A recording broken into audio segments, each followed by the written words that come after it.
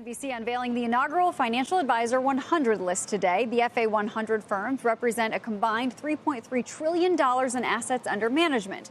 They were ranked using a proprietary methodology developed by CNBC in partnership with data provider AccuPoint Solutions. Key criteria include total years in business, average account size, and total accounts under management. Coming in at number 7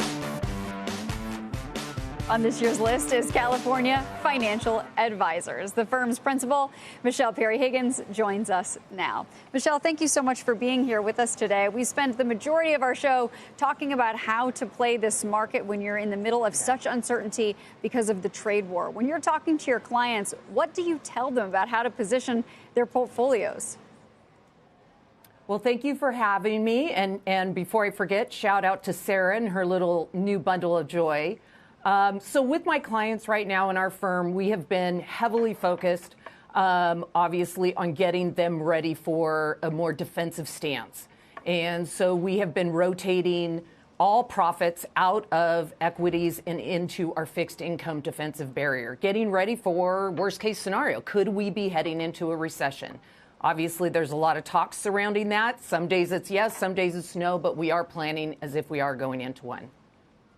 So just arbitrarily taking all profits from equities, or are there certain sectors that you're particularly deciding have overrun themselves?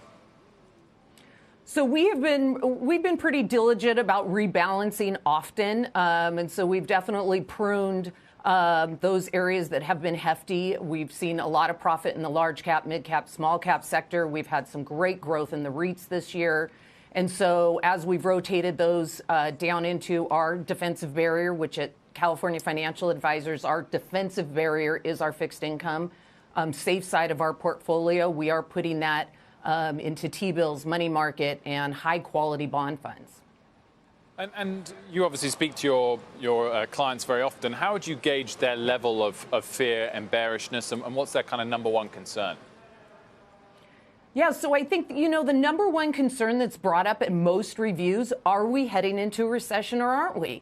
And I think many of us are questioning that. So we continue to plan accordingly as if we are heading into a recession or definitely a slowing economy. We are seeing both domestic and global slowing.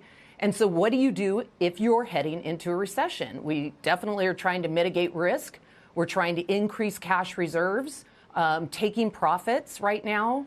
And so getting people prepared, if you're heading into a recession, are you ready? And that's what all investors should be asking themselves right now.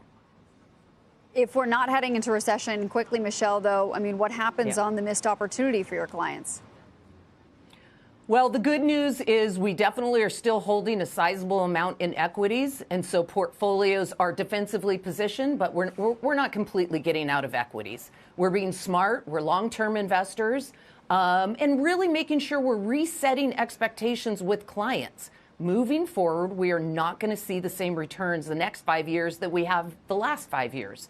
So ensuring that they understand equities will not feel the same that they did, nor will the bond side of the portfolio. And we're still holding enough in equities that we're not missing any of these great runs that we've seen, but they're going to be protected during any serious corrections or when that black swan comes.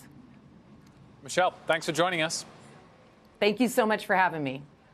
And congrats on number 7 in the CNBC FA 100. You can check out the whole list, cnbc.com/FA-100.